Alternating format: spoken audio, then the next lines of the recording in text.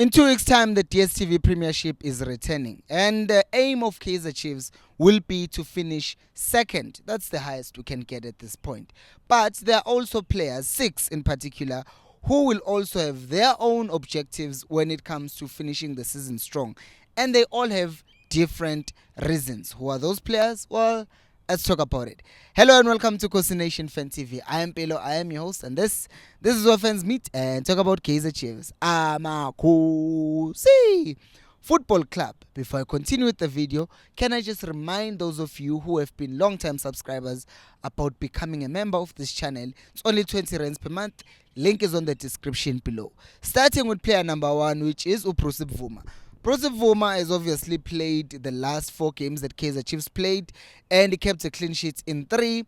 And he knows that Uitumele Nkune played well in the Carling Knockout Cup. He knows that Peterson is also trying to get back into being number 1. And he knows that right now he still kind of has to prove some people wrong, because as I'm talking to you right now, I know you probably doubt Bvuma and you feel like he's not good enough. And he knows this very well.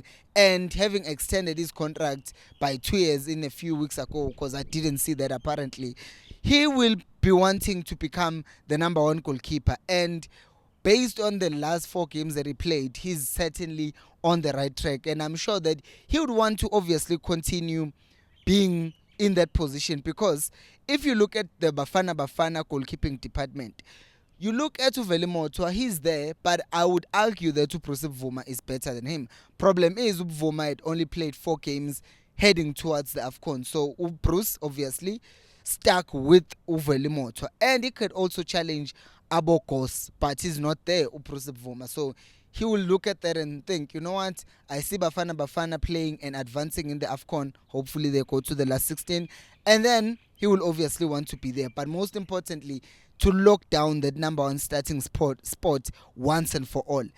Moving on to the left back, and I know people will be like, Hampilo, you are dreaming now. You think Hlanti will actually improve? I do, because he is on his last 6 months of his contract. And yes, he knows very well that Tudove is now being played as a centre back. But what he also knows, and what is also hearing, is that Kaizer Chiefs are looking to sign a left back. He is also very much aware of the fact that he is old and he is very likely to be replaced this June. And he'll be trying to end his contract, because think about it. If AmaZulu have Hanamub, they will try to hold on to Hanamub. Upasatin will be difficult to get.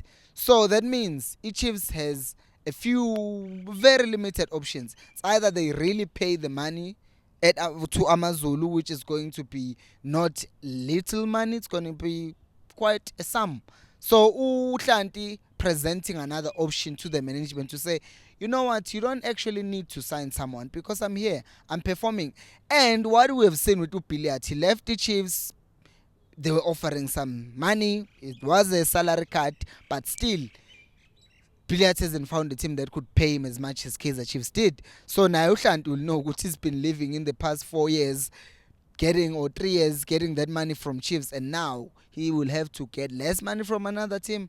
I don't think anyone wants that. So I do think that Hlanti will improve because he wants to keep the bag. No, everyone wants to secure the bag. Moving on to the other player who has another reason for performing well, Ox.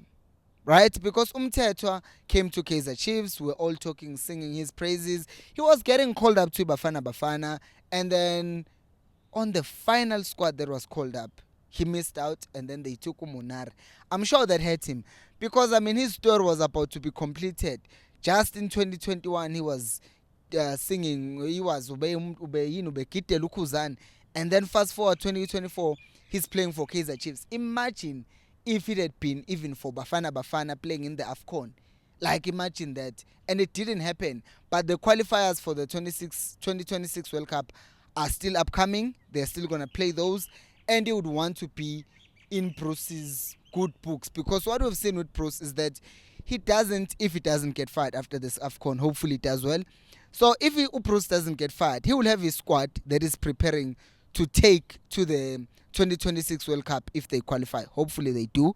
So if you want to be in Bruce's 2026 World Cup squad, it's better for you to be in his good books right now, because as time goes by, then Bruce seems to develop this bond with certain players like Abo Mopi, who I can argue that there are other better right backs in the country, but since Umopi has always been dependable when Bruce has called upon him, he obviously chose him because he knows that I know what I get with this player. So Ox would also want to establish or re-establish himself as that other 6 in terms of there is Ustole, then there is him. So obviously we'll want to regain his spot.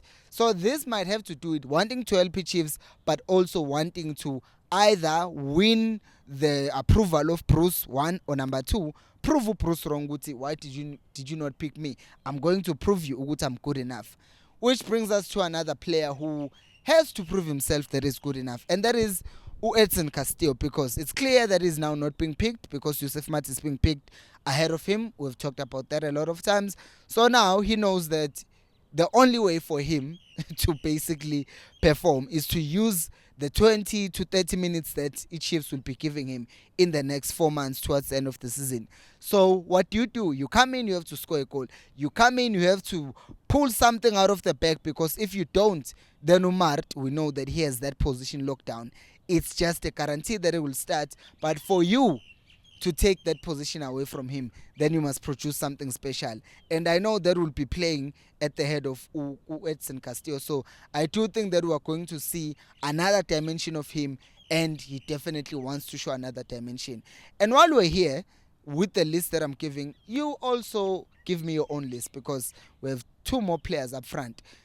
Who do you think needs to improve the most, and who do you think will actually improve the most come the beginning of the season? Because the next player that will be under some pressure is obviously Uranga Chivaviro and the other guy,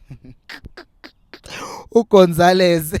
So the 2 of them, I'm counting them at the same time, because there is a certain Ashley Dupree who has come back from injury, and he plays as a number 9 at times, and he's going to basically kick them out. So if Benga Begile, if Benga Vuk, he's taking that position. And it's even worse for Ranga. At least for Gonzalez, he knows that he's on loan and he can always go back to his team, because also he's a foreign player, and maybe the conditions of being in South Africa are not the greatest for him, so maybe he wouldn't mind going back home. But Uranga yena himself, he knows that this is his home, he still has a contract with the Chiefs, and the best thing that he could do is to improve, because he knows very well that Chiefs just released Caleb last season, beginning of the season, because he wasn't delivering the goods. And he knows now the Chiefs, they are not scared of releasing players. And if Dupree is there taking his position, then he will be a corner if he doesn't do well. So I do think that Uranga is another player. Speaking of players who are kind of put in a corner by Dupree, the other one is Usaile. Because on the left wing we have Modi, and he has that position locked down at this point. On the right, Usaile is playing there. But if the coach is going to play Modi on the left, try the traditional number 9, either Gonzalez or Ranga through the middle, then that leaves the spot on the right. And Usaile knows Ugutu Dupree is going to be playing. And right now, Usaile is a striker, is a starter rather, and he should prove why he should continue starting as a right winger. And that means there's only way up for him, and that's going up. There's only one way for him, and that is to improve his performances, because Dupree has proven time and time again that he will always and always perform. What do you think about this? Do you think I make a valid case, or do you think that none of these players will improve? Or do you think none of them are under pressure? Do let me know down on the comment section below. Thank you so much for watching, and until next time, remember, equals Alpelumoy.